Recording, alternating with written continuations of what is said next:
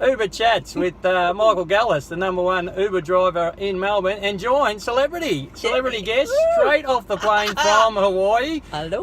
My former Peg's colleague, prep teacher, Jill McLaren. And Jill, you taught with me 22 years ago wasn't it? Yep, seems just like yesterday. Yeah. Dynamic duo. It was a dynamic duo, and thank God you were my offsider in my first year. It was the second year. Had a young boy called Josh Gangelhoff who was in the toilets, as boys are, playing around, as boys do, doing a bit of gymnastics, and slipped and came back to class screaming, holding his arm. And being a Friday afternoon, I said, just something like, go and sit in the corner and have a rest because it's been a tired and emotional day. And the other boys are saying to me, no, Mr. G, he's hurt his arm. And I looked at him and I thought, no, he hasn't. He's just complaining and annoying me. And luckily, one of the smart boys went and got you, Jill. And what did we find when you came back? Oh, a really decent break. It was. Yeah, nice one. Swinging like from the bar in the toilets. He was. Vogue magazine, great splint for the arm, and off to Margaret Street Clinic, I think it was, Mick. It was, and plaster for 6 to 8 weeks. And thank God for Vogue magazine and your experience to use that as a splint, because literally I had no idea what was going on, did I? I think he named his German Shepherd after me. Jilly. I think superstar. He did. I think he did. Now, we've just brought you from the airport with Mr. Uber, and you've been to Hawaii, and rather distressingly, news over the last week, there was a text message that you received and anyone in Hawaii received that a ballistic missile was incoming. Where were you and how'd you handle that news? Well, we were actually on a bus. We're going to Kaloa Horse Ranch, which is an amazing property where Jurassic Park's filmed, and so we booked in for a safari and a horse ride. So we were probably about 40 other people, and as we drove up into the ranch, on our phones went and the alert.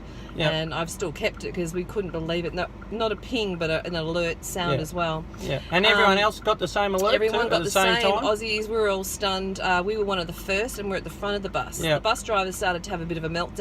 Yeah, fair enough. And ballistic missile incoming. I was like, okay. I looked at it and I'm optimistic. I thought, no, probably it's a prank. Yeah. But everybody got it. So anyway, luckily at the ranch they have a World War II war bunker, a real one that was up and functioning. Yep. So we were off the bus, Yep. not much information, but bussed again on another vehicle with about 300 people up into the bunker where they use now for, say, movies and things like that. Yeah. And we all stood there huddled.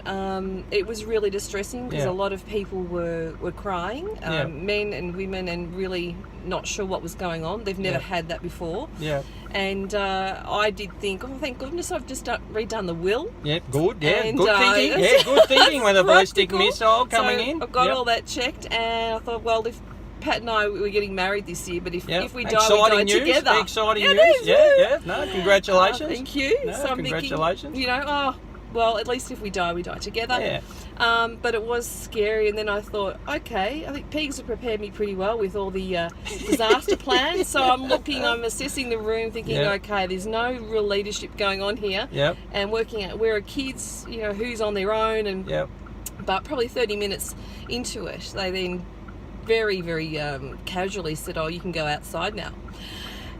This is a drill. It's not true. This is, it was an oops. And so after that, we got on our horses for 2 hours. We rode through the beautiful mountains of Kaloa Ranch. Like nothing had happened. Like nothing had happened. That's fantastic. That's how calm you are. That's it. Yeah, I just thought, that is a story to tell around the dinner table. And now in Mr. Uber's presence. Yes, thank you. So, and all our many viewers will be very interested to hear that. And thankfully, yes, someone just chose the wrong button to press, supposedly. And hello, good to see him here and giving you a wave. They're lovely.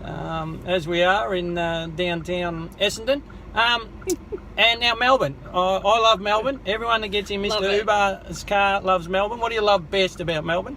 It still feels like an intimate space. It doesn't feel like a big city to me. I can still walk down Flinders Street and feel like it's local. Yeah, fantastic. It hasn't lost that charm. No, it certainly hasn't. And came back at 43 degrees. What was the temperature average in Hawaii? 28 every day. 28 every day. Yeah, See, look what you're missing out on in Melbourne. They've turned it on. They've turned it on for you. I was snorkeling and swimming and kayaking with green turtles. Doing beautiful amazing country stuff. to visit. Yeah, my third time, but we'll be back again. Maybe a And- honeymoon there. Yes, good idea. It's exciting, very exciting year this year. And just a bit of life advice for all our viewers out there. Anything you like. What was the best tip you could give to Life people advice. who are coming through life at a young age, at a middle age, at an elderly age like us? But we're not very. We might look old, but we don't feel old. I feel like about 25. Yeah, me too. Me too. My big tip for life is always be kind.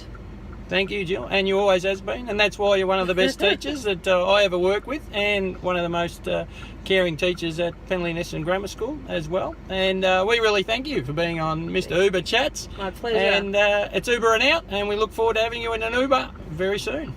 And that'll be our longest chat. So let's see how that goes down on Facebook World. 5 minutes and 49 seconds of pure, what could we say? Genius? Genius.